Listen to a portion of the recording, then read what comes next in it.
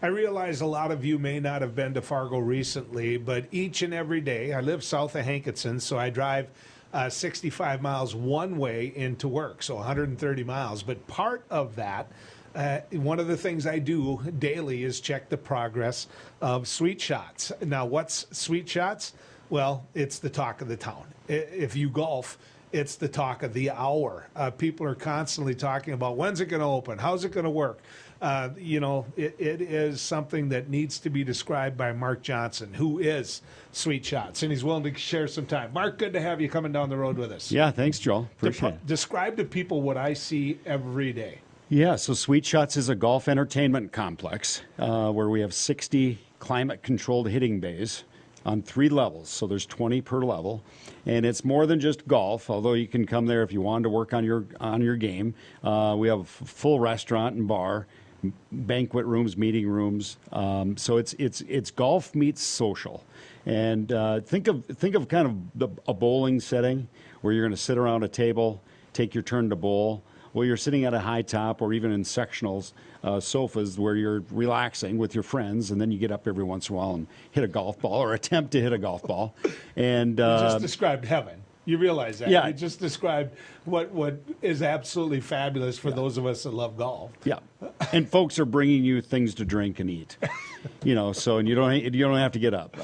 So we're excited to bring something like this to Fargo. It's we partnered with Topgolf, with probably many out there have experience to Topgolf, but we're leasing their technology, Top Tracer. So if you watch golf on TV, when the little vapor trail follows that golf ball, that's the same technology we're using for the gaming at each bay. So there's probably 10 different games you can play. If you want to play a little Go Fish game with the kids, there's even a shot boost button. If little Joey's not hitting it far enough, you hit the button and the ball goes, or the mapped ball goes a little further. From real analysis things for your golfers out there that are more golf geek and they want some data from their practice session, they can even do that. So it's everything from Go Fish with the kids to real data that maybe even a tour player would use. So the investment itself, Mark, as I said, I saw this thing grow and just continue to keep, and it got bigger, and it got bigger, and it got bigger. When the polls went in,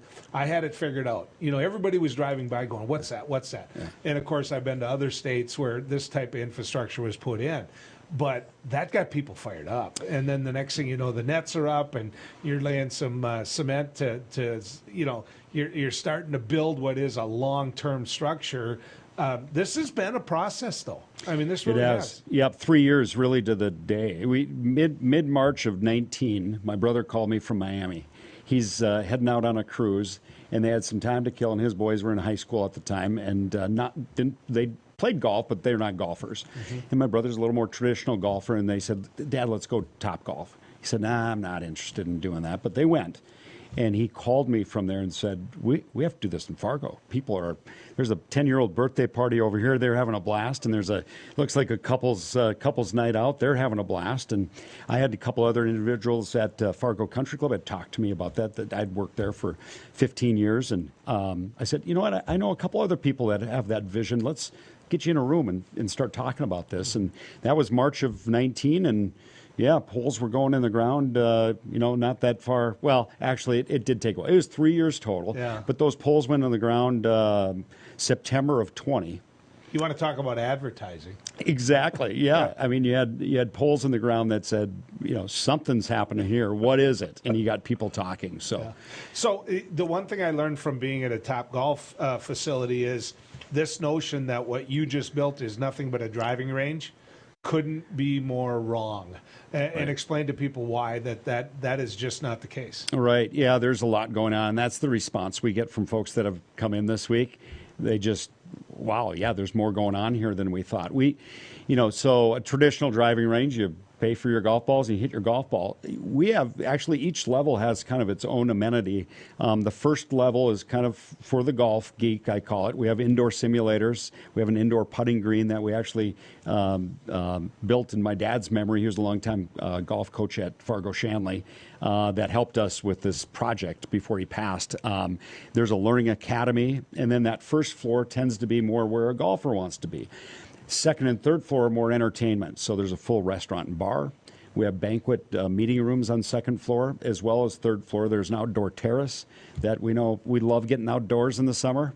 I think that's going to be a great spot for people just to come relax after work or during lunch. Don't even have to come out and hit golf balls.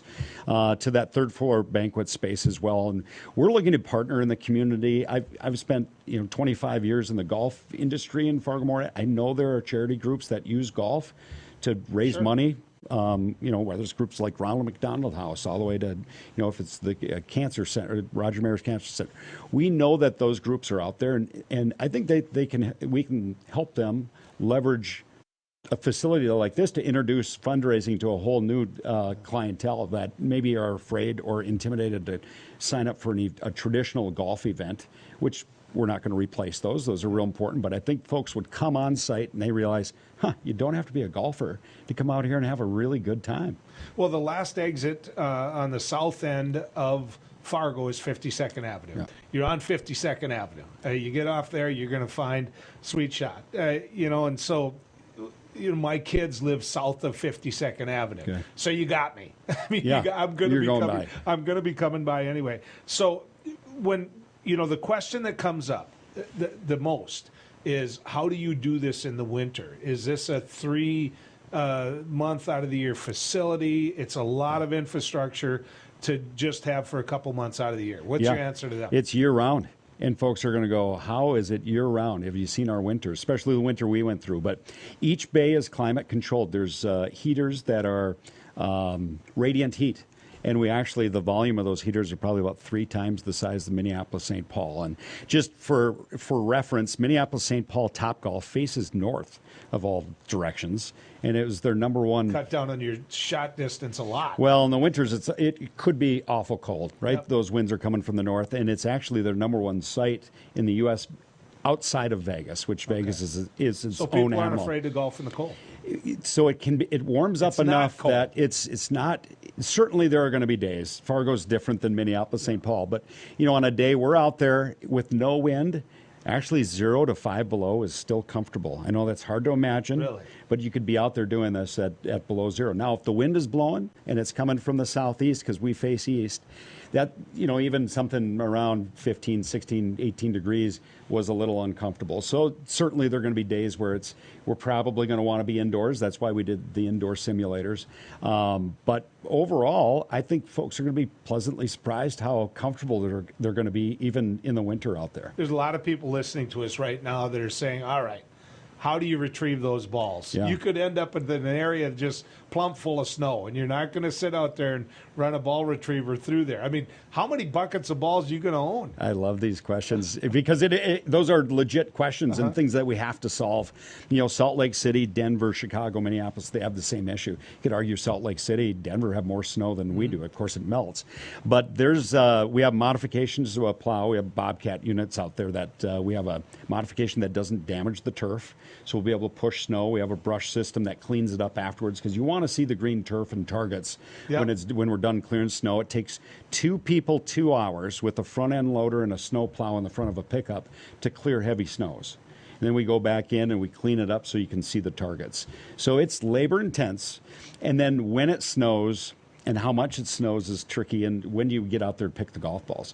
Okay. So we can't pick up golf balls when there's snow on the field. Yep. So there will be a number of balls that end up out, in the fence line all winter long. We're going to pick them up in the spring. So maybe you've heard, do you know how many balls we've purchased to get us through a winter? That was the next question. Yeah, 100,000 golf balls to get us through the winter. And they'll resurface in the spring in those piles. But, it took 100,000 golf balls to get us off the ground. That's just from trial and error at other facilities throughout the country that deal with snow. So it'll be a challenge, but they have fun with it. They create snow teams with their staff. They show up either as it's snowing or after it snows, and donuts and hot chocolate, and have some fun with it, and maybe give them a little incentive. We pay them a little more to come and remove snow, but we'll have fun with it. I know how to run a Bobcat. You know that? You're in. All right. So tell people where to find you. Tell people where to go online so they can see more. Yeah, so we're south on 52nd Avenue and I-29, South Fargo. If you want to find out more information, pretty simple. It's sweetshots.com. Now, it's sweet like a rentable suite, SUITE, shots, SHOTS. So sweetshots.com. We have everything out there from our hours of operation. You can't book online yet, but you will be able to. Okay. You'll be able to reserve a bay ahead of time. For now, it's walk up, first come, first serve.